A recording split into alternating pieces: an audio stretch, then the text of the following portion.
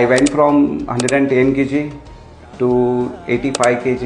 કયું મોમેન્ટ હતું જે ટાઈમે તમને એવું ફીલ થયું કે ના હવે તો મારે મારી લાઈફસ્ટાઈલ બદલવી જ પડશે? મારું નામ નિતિન લિંબાચિયા અને એઝ અ પ્રોફેશનલી હું હેરડ્રેસર છું. જ્યારે 110 kg થઈ ગયો, અનફિટ થઈ ગયો પૂરી રીતે, અને પ્રોફેશનલી બી મારા ફિલ્ડમાં મને પોતાને પ્રેઝન્ટેબલ નહોતું ફીલ થતું. રાઈટ. નીતિનભાઈ, એવી કઈ અનહેલ્ધી તમારી હેબિટ્સ હતી જે તમે આમ હેપીલી લેટ ગો કરવા માટે રેડી થઈ ગયા? somehow મેં આલ્કોહોલ થોડું કન્ઝ્યુમ કરતો હતો. નાવ હવે અત્યારે ટોટલી હું ફ્રી છું એનાથી. તમારા વેટ લોસના ટ્રાન્સફોર્મેશનને કોઈ મૂવીનું ટાઇટલ આપવું હોય તો શું ટાઇટલ હોઈ શકે? Zindagi Milegi Na Dobara. So when it comes to weight loss, it's a team work.